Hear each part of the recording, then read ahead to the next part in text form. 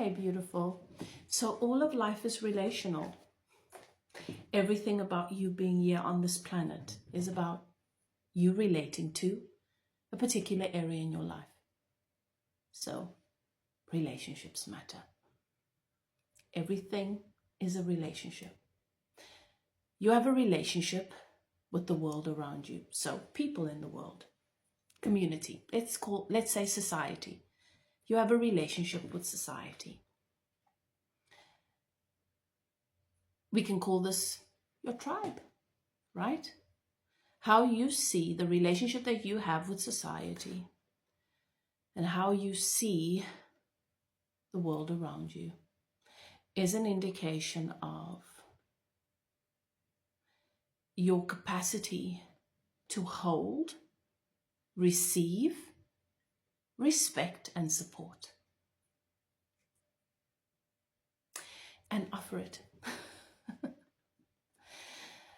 If it's conditional, meaning that I can respect and hold space for people if they follow a particular doctrine, have a particular belief system, behave in a particular way, then your relationship with creation, with human beings who are an extension of you, especially if you're bumping into them, you're calling forth a part of yourself that is symbolic of the farthest extension of you. And if you have limitations there, it means you will have limitations in the support you're able to let in, the support you allow, your capacity to support yourself and your money. So once you understand that, you know where your work begins. Often when people are describing human beings outside of themselves or the world around them, they're describing themselves. So it's not always an indication that if somebody's not particularly social, that they don't have a good relationship with that. Pay attention to how they interact with and how they engage with topics pertaining to humanity. That'll give you an indication. But you want to reflect, most importantly, on what you observe about yourself, because it doesn't matter what anybody else, what their relationship is. That does not affect your reality.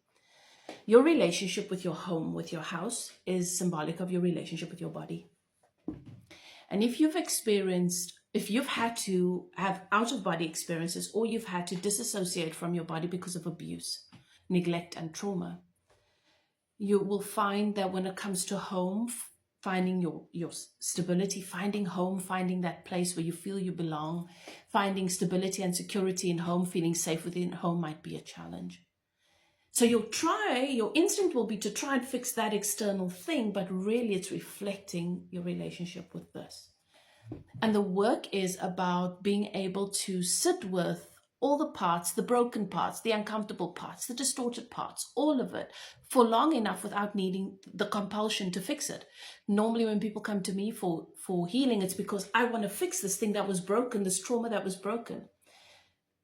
The reason why you have the resonance of that still with you is because you're being summoned, you're being called to find a new way, a more mature, a more loving, a more evolved way to meet with these parts of yourself, not to go back and fix what was done or what happened, not to change the condition or the circumstance, but to change how you meet these parts of yourself right now.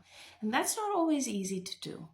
So if you don't have that, this is my home, I love it, I'm here, I'm going to die here, and I love this place, and not I want to run, well, then you're communicating, your soul is communicating with you something very sacred. Your relationship with money is a physical manifestation of your personal currency. Currency is value we place on something to be able to obtain what we want and what we need, and to be able to offer someone else the freedom to obtain what they want and what they need. Personal currency is the value you place upon your thoughts, your relationship with your mind, your heart, your emotions, your energy, your time, your body, Everything that makes up you, what is the currency you associate with that? Where are you? Where is it on the list? Do you still need external validation all the time? Do you measure yourself with based on rejection or whether someone's willing to stick around? Like, where is that? Do you question yourself? Are you in a stable place with your personal currency, or do you compromise with your body, with your time, with your energy? Because if your personal currency is of a low value and you determine that value, your money is also restricted. And if it's conditional, your money is also very, very restricted based on conditions. Your relationship with your lovers are like your relationship with your mom and your dad. It goes back to that. It's that one-on-one relationship. It's your attachment style. It's how you bond. It's how you feel within a bond. Do you feel secure? Do you feel safe within a bond? Or does a bond make you feel vulnerable? You know, these relationships take a bit of observation, but most of you sort of have an idea of where you are. So your relationship with your lovers and your capacity to love them and appreciate them and enjoy them in the moment and enjoy them and still feel the bond or the value of it, or the quality of that bond, even when there's conflict, is associated with your capacity to remain committed and devoted to you. Do you keep your promises to yourself? Do you self-abandon? Do you self-betray? Do you love yourself? And what does that love look like? You understand? So, do you have a love affair with yourself? Are you in love with yourself? Or do you still find yourself being really hard on yourself when things don't always go the way you want? And these are things we always have to reflect upon, and what's happening in our relationships outside of us is always going to indicate that, right?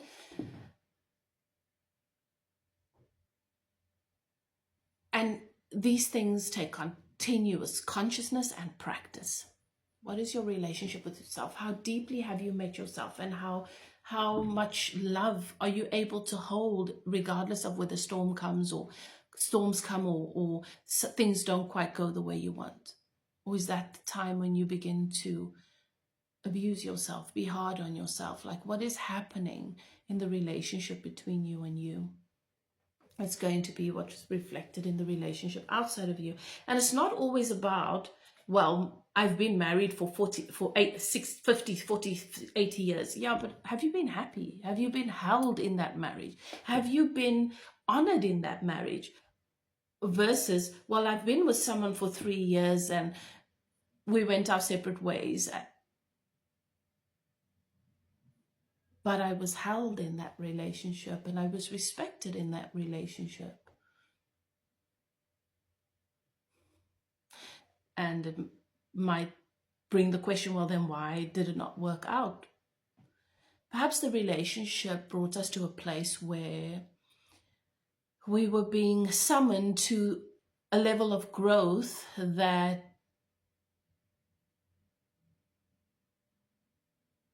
our ego pushed against, or that we were not sure we were ready for, or that made us feel exposed, or that brought to the surface aspects of ourselves that we've not yet been willing to meet. And so we reject that. And so we reject the relationship. Your relationship with your parents are very closely related to your relationships with your lovers. Your relationships with your family, your extended family, your tribe is associated with your relationship with money. And then there's your relationship with your purpose, your calling. Who are you, the person in the mirror? And do you trust your capacity to create? Or are you constantly outsourcing? That's your confidence and your self-worth. But every relationship that means anything to you is associated with a relationship within yourself. And if you know that, you know where to go to create the transformation, to improve things. So if you have a particular area in your life that you'd like to know more about, what is this related to? Just comment, let me know.